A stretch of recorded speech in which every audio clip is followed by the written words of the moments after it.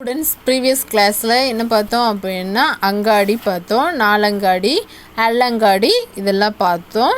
அதுக்கப்புறம் அதில் இளங்கோவடிகள் என்ன சொல்லியிருக்காரு, சிலப்பதிகாரத்தில் மதுரை காஞ்சின்னு சொல்லியிருப்பார். மதுரையை இருபெரும் நயமத் அப்படின்னு சொல்லியிருப்பார். அதுக்கு மீனிங் என்னென்னா ஸ்லீப்லெஸ் சிட்டி.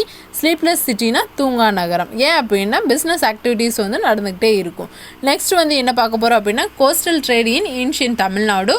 ஏன்ஷியன் தமிழ்நாட்டில் கோஸ்டல் ட்ரேட் எப்படி இருந்துச்சு அப்படின்னா பிக் சிட்டிஸ் எல்லாம் என்ன சொல்லலாம், பிக் சிட்டிஸ் லைக் பூம்புகார் இந்த மாதிரி இடத்த என்ன சொன்னாங்க அப்படின்னா மறுவூரப்பாக்கம் அப்படின்னு சொன்னாங்க. இதை இன்லேண்ட் டவுன் அப்படின்னு சொல்கிறோம். அப்படி அதுக்கடுத்து பட்டினப்பாக்கம் அப்படிங்கிறது ஹோஸ்டல் டவுன். அதுக்கப்புறம் என்னென்னா bazaars where many merchant meet one another for the purpose of இவங்க பஸார் அந்த மாதிரி இடத்துல மார்க்கெட் இந்த மாதிரி இடத்துல மீட் பண்ணாங்க. எதுக்காக? பையிங் அண்ட் செல்லிங் பர்பஸ்க்காக இவங்க different kind of commodities and foodstuffs எல்லாம் சேல் பண்ணாங்க. போர்ட் டவுன்ஸ் லைக் போர்ட் டவுனாக எதெல்லாம் இருந்துச்சு அப்படின்னா தோண்டி, கொர்க்கை, பூகார் அண்ட் முசிறி இதெல்லாம் போர்ட் டவுன்ஸாக இருந்துச்சு.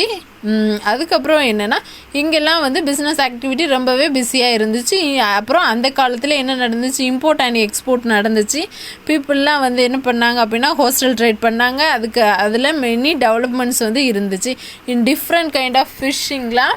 அதுக்கப்புறம் என்ன செஞ்சாங்க அவங்க ஃபிஷ்ஷிங், அப்புறம் pearls and conches and produce salt. அப்புறம் என்ன பண்ணாங்க, உப்பு, மீன் பிடிக்கிறது, அதுக்கப்புறம் முத்து இதெல்லாம் எடுக்கிறது, அதுக்கப்புறம் கப்பல் படகு செய்கிறது இந்த மாதிரி வேலையெல்லாம் இருந்தாங்க. போட்ஸ் லைக் படகு, திமில், தோணி, அம்பு, ஓடம், புனை வேர் த யூஸ் டு இதெல்லாம் ஆற கடக்கிறதுக்கு யூஸ் பண்ணாங்க. அதுக்கப்புறம் களம், மரக்காலம், வங்கம், நாவி இதெல்லாம் என்னென்னா ஓசன்ஸ் கடல் வழி வணிகத்துக்கு இதை யூஸ் பண்ணிக்கிட்டாங்க.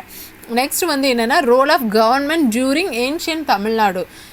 Government during ancient Tamil Nadu. ஃபாரினர்ஸ்லாம் பண்ணாங்களா. இங்கே ஃபாரினர்ஸ் ட்ராவலர்ஸ் என்ன சொன்னாங்கன்னா யுவனாஸ் அப்படின்னு சொன்னாங்க. அரப் ட்ராவலர்ஸ் என்ன சொன்னாங்க, ஜோனகர் அப்படின்னு சொன்னாங்க. Pattinappalai praise the Kaveri Poompattinam as a city, whereas the foreigners high civilization speaking different language assembled to transact business with the support of the kingdom. The role of the state in trade related two aspects, namely adequate infrastructure to sultan the trade, administrative machinery of taxation. இந்த பீரியட்லாம் சங்கம் பீரியடில் தான் taxation வரி கொண்டு வந்தாங்க. அதுக்கப்புறம் the state protected the merchant caravans and these trade routine from robbers and wildlife. அதுக்கப்புறம் main ரோடெல்லாம் வச்சுருந்தாங்க. அதுக்கு பேர் பெருவழி அப்படின்னு வச்சுருந்தாங்க. அதுக்கப்புறம் போர்ட் இருந்துச்சு, லைட் ஹவுஸ் இருந்துச்சு, வேர் ஹவுஸ் இருந்துச்சு. அதுக்கப்புறம் காவேரி பூம்பட்டினம் தான் என்னதுன்னா சோழா கிங்டமில் ஒரு முக்கியமான போர்ட்டாக இருந்துச்சு. நெக்ஸ்ட் என்னென்னா பாண்டியாஸ் எதெல்லாம் டெவலப் பண்ணார் அப்படின்னா கொர்க்கை, சாலியூர், காயல், மருநகர், பட்டினம் அண்ட் குமரி இதெல்லாம் ஃபாரின் ட்ரேட்ஸ்க்கு யூஸ் ஆகிருந்துச்சு. நெக்ஸ்ட் என்ன அப்படின்னா கான்ட்ரிபியூஷன் ஆஃப் கௌடில்யா ட்ரேட் என்ன இருந்துச்சு. கௌடில்யாஸ் அர்த்தசாஸ்திராவில் என்ன அது மௌரியன் டைமில் எழுதியிருக்காங்க. அதில் 2000 இயர்ஸ் அகோ 2000 வருஷத்துக்கு முன்னாடி உள்ளது. அந்த கௌடில்யா ட்ரேட் மிடில் வெல் பீரியடில் இந்தியாவை தான் மையப்படுத்தியிருந்தாங்க. அப்போது என்ன நடந்துச்சு அப்படின்னா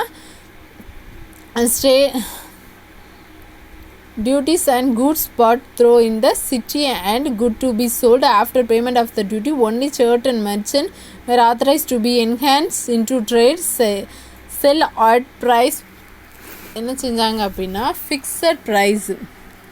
chief control of state trading. The profit margin allowed for traders ranged between 5% for indigenous good. ஒவ்வொரு குட்ஸுக்கும் என்ன பண்ணாங்க அப்படின்னா டேக்ஸ் சொன்னேன்ல அதுதான் 5% இண்டிஜியஸ் குட்ஸுக்கும் 10% இம்போர்ட்டட் குட்ஸுக்கும் பண்ணாங்க. அதுக்கப்புறம் Kautilya gave important for the state இந்த அப்புறம் treasury treasury, taxation, industry, commerce, agriculture இதுக்கெல்லாம் இம்பார்ட்டன்ட் கொடுத்தது இந்த காலத்தில் தான். அர்த்தசாஸ்திரா வந்து அதுக்கப்புறம் எதை வந்து ஃபோக்கஸ் பண்ணிச்சு அப்படின்னா creation of wealth as a means to promote the well-being of the state. The advocated maintain a perfect balance of between state management and people welfare through trading activity welfare. இதைத்தான் வந்து அந்த கௌடில்யா பீரியடில் வந்து focus பண்ணாங்க. அப்புறம் commerce and trade in north இந்தியாவில் எப்படி இருந்துச்சு, 12th to 16th century வரை எப்படி இருந்து, மிடிவல் பீரியடில் எப்படி இருந்துச்சு. பால்பன் வந்து ஃபஸ்ட்டு அந்த சுல்தானா அவர் இருக்கக்கூடிய அந்த காலத்தில் தான் என்ன அப்படின்னா ஃபாரஸ்ட் வழியாக என்ன செஞ்சாங்க அப்படின்னா ஃபாரஸ்ட் வழியாக காடு வழியாக தான் என்ன செஞ்சாங்க அப்படின்னா ட்ரேட் பண்ணாங்க. அதுக்கப்புறம் கால்வாய் கரவான்ஸ் இது வழியாகவும் ஒரு பிளேஸ்லேருந்து இன்னொரு பிளேஸ்க்கு மார்க்கெட்டுக்கு போகிறதுக்கு பண்ணாங்க.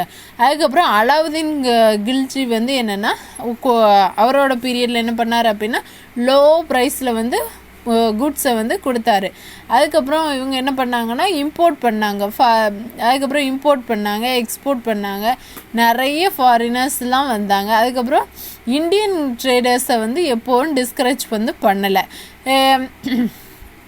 Tamils, Gujaratis, the trade between the coastal ports were in the hands and Marwas and Gujarati. Overland trade in Central and West Asia in the hands of Multans who were Hindus and Khurasanis who were Afghans, Iranis and so on.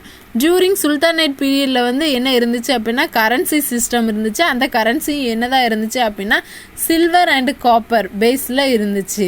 Morris traveller அவர் வந்து என்னென்னா big city மால்வார், Gujarat, South India the important trade centre, நிறைய trade centre இருந்துச்சு. டெல்லி, மும்பை, அகமதாபாத், சோனாகூர், ஜான்பூர், லாகூர் and so on. Next வந்து என்ன அப்படின்னா நிறைய வந்து வில்லேஜஸ்லலாம் என்ன பண்ணாங்க அப்படின்னா ட்ரேட் பண்ணாங்க. Good foreign market.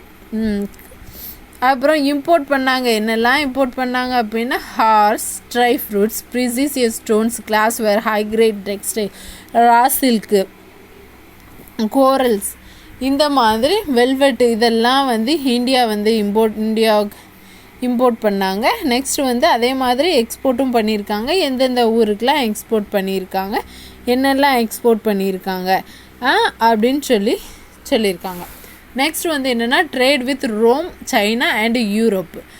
Rome, China and யூரோப்புக்கு இடையில் ட்ரேடு எப்படி இருந்துச்சு அப்படின்னா இந்த ட்ரேடு வந்து இந்த சேர சோழ பாண்டிய அந்த டைனஸ்டியில் தான் வந்து இந்த ட்ரேடு இருந்துச்சு.